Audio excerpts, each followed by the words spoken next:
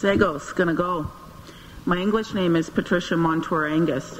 I'm a citizen of the Haudenosaunee, Mohawk Nation, Grand River Territory. My family sits with the turtles in the Longhouse. I'm presently employed at the University of Saskatchewan as a professor and a member of the Dean's Office. I hadn't thought I'd get emotional today, but I'm feeling very emotional. Part of it is the strength of the women sitting beside me.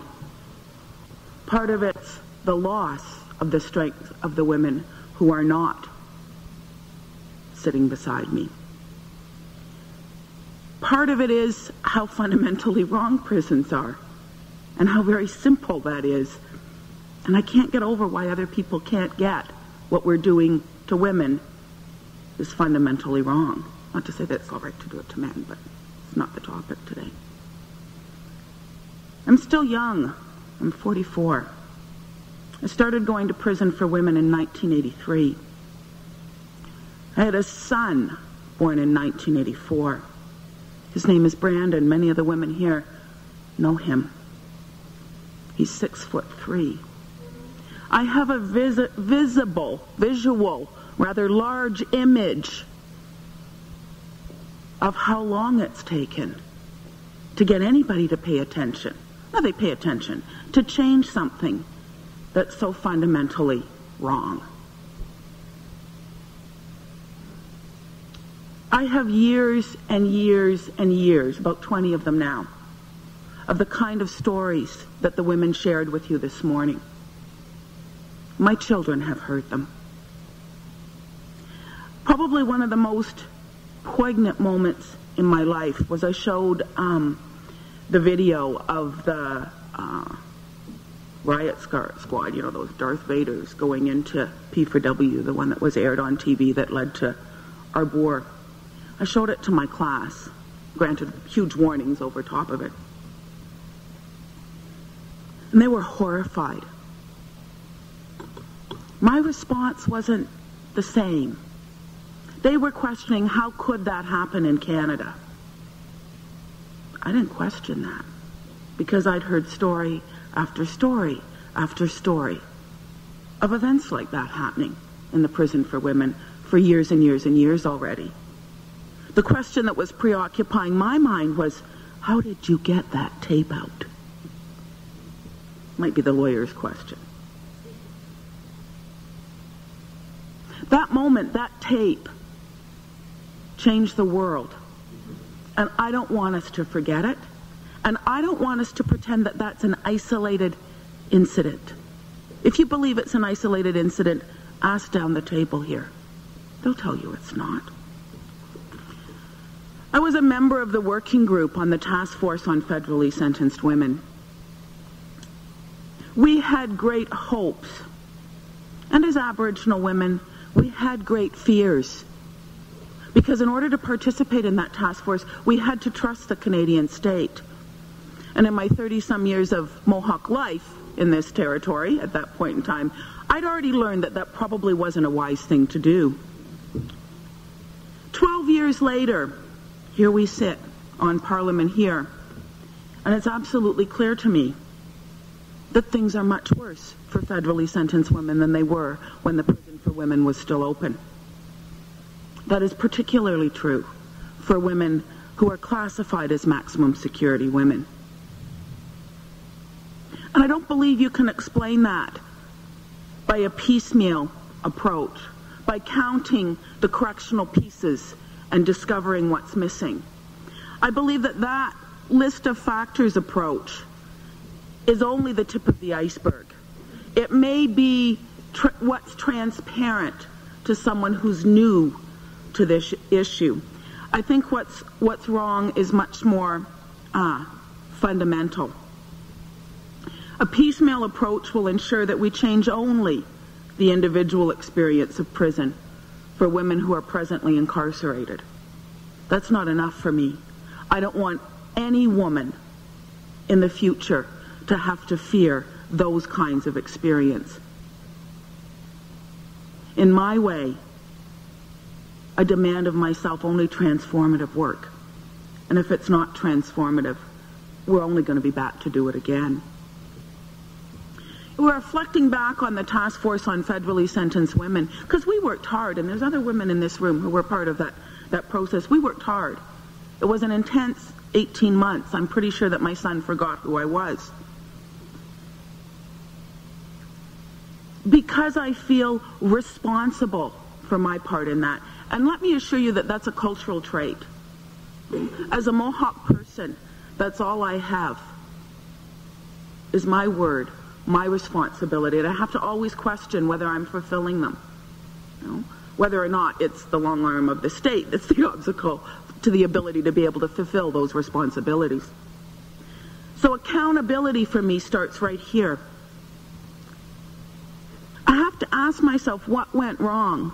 How could something like the task force on federally sentenced women that so many women believed in, maybe naively, go so horribly, horribly wrong that we've made things worse? And it's a bit of a sidebar. You know, we tout out the stats all the time about how the population is increasing. That was a huge fear when we did the task force, because we knew that if you built more beds, you fill them up. That's happened. It's like all our fears have been realized. For me, and I've said often of all the energy we put into Aboriginal whatever in the criminal justice system, the real litmus test is, are we changing the stats? Are we doing things that are decreasing overrepresentation? And we're not. It's still increasing, and particularly increasing for women. And within that category, Aboriginal, I mean, we have to get beyond dealing with this as the big brown blob. Right? I have some stats from the prairies from the year 2000. See, because Aboriginal women are, according to the Constitution, the Indian, the Inuit, and the Métis. Well, you heard how I opened. I didn't say, hey, I'm an Indian. I said, I'm Haudenosaunee. I am Mohawk. That's who I am. Anyway, in the prairies, year 2000, 119 women were in federal custody. 67 of those women were Aboriginal women. That should shock and horrify. More interestingly, and this is the piece that isn't really public, of the 67, 53 were North American Indians, quote unquote. So the overrepresentation is not among the Métis, at least in the prairies, is not among the Inuit, it's among First Nations women. Why isn't that stat public?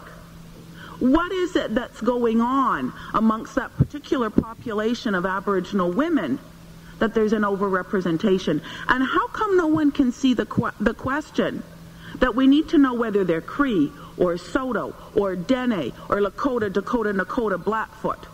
Because though that piece of information needs to dramatically shift what you do with Aboriginal women in prison, or you're not getting beyond the big brown blob, which in my view is discrimination in and of itself. Back to what went wrong with the task force. I did some research a couple of years ago, and was probably something I should have done in 1990, and I look back at the history of women in prison, and I was totally horrified when I started reading about institutions in Ontario. In 1890, there was a report, the Langmuir Report, looking into women reformatories in Ontario. In that report, it quotes O'Reilly, who was a woman who was the superintendent, I believe a woman, I might be lying, who was the superintendent of the women's reformatory, and she advocated building cottages to house the women. Now that was the big reform in 1890. And there we were in 1990 thinking we were being transformative, recommending the same thing. Now here comes the real scary part if the 100 years really didn't get you. The reason that O'Reilly wanted cottages is because she wanted to separate the hardened criminals from those women who could be reformed and rescued. If you look at the present shape of the federal prison system with the way maximum security are housed in men's institutions, you can't convince me that we have not implemented the 1890 plan that O'Reilly couldn't. For me, it is that structural knowledge, okay, of what we've done that allows for the depth of discrimination that federally sentenced women presently face. It is why a structural and systemic analysis is essential. For me, the failure of the task force on federally sentenced women is in its implementations, which isn't to say there isn't things within the report I wouldn't change today. And it's a failure of not listening, of not putting the resources into the community that almost totally explains the mess that we're in today. The idea that you would spend massive amounts of dollars building maximum security facilities for 33 women when there are 99 women who are minimum security and have 9 beds is insane. It's an abuse of Canadian taxpayers. Makes me glad I don't have to say I'm Canadian. What to do? You know, and perhaps, oh no, there's another piece. The other piece from the task force, it's my recollection that we agreed that security classification had no part in the new plan. It is discriminatory. Not only that, like as someone who's a professor, a researcher, you can't demonstrate to me that it's statistically valid. How can you keep doing it and call yourself an ethical human being? I don't understand. Security classifications of women must be abolished. It's the other source of discrimination. When you look behind all the programming and other pieces, that's where it flows from. What to do?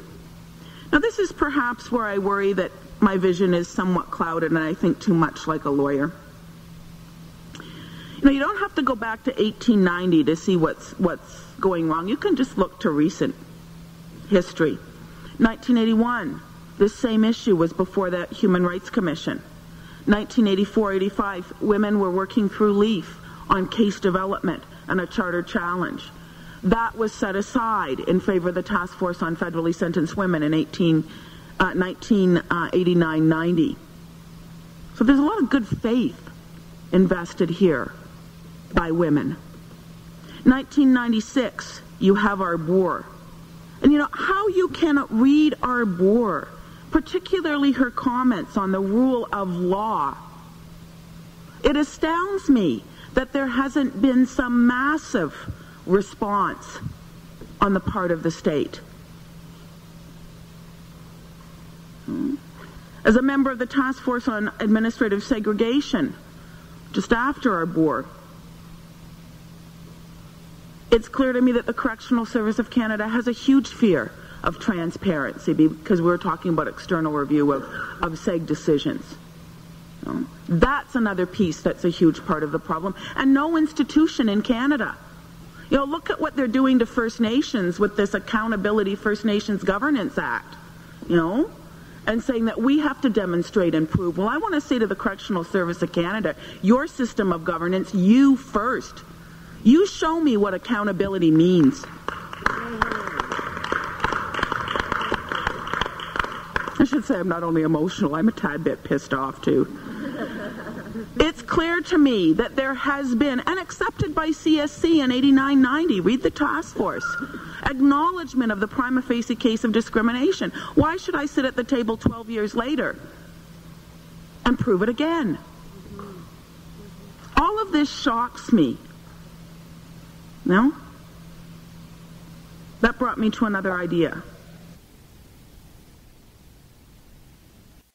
In this particular circumstance, the law is inadequate. What we really need, the mechanism we need on behalf of federally sentenced women, is a new ground of discrimination talking about the willful, ongoing failure to remedy that which has been proved over and over and over again. Well, that got me thinking. Perhaps people with law degrees are dangerous. To me, this is a classic example of the breach of the fiduciary duty.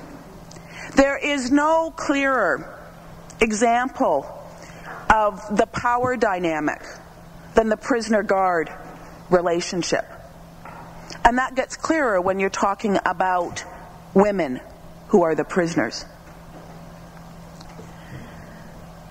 It is my view, and this is specifically to Aboriginal women, and I shared this with the Human Rights Commission on June 21st, 2001, that all branches of government owe to all Aboriginal peoples a special fiduciary duty.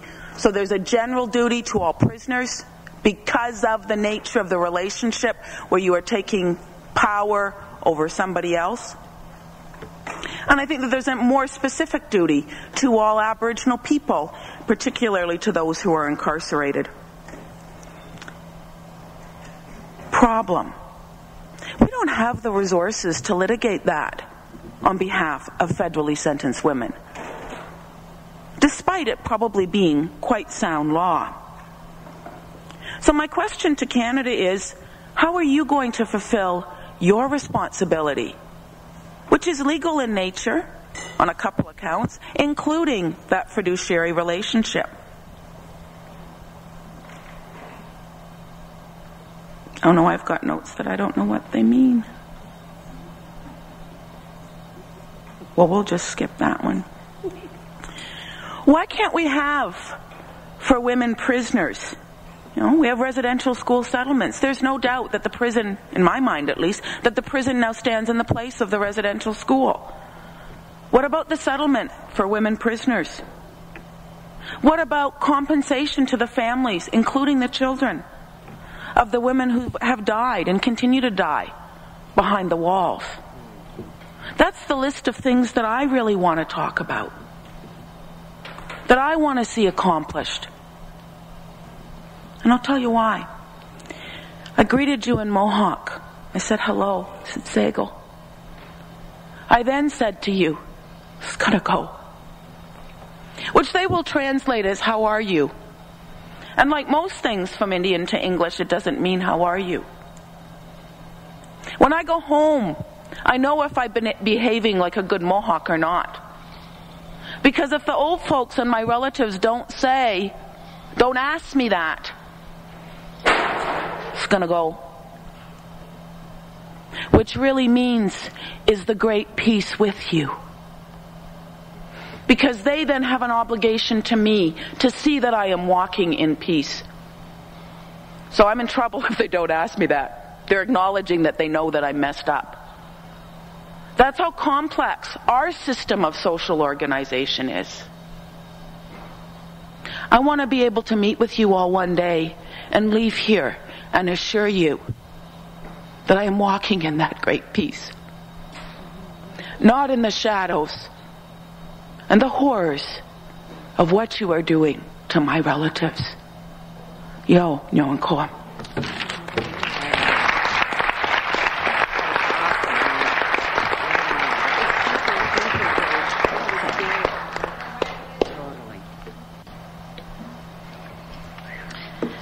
Thank you very much, Patricia. Thank you very much, Kim.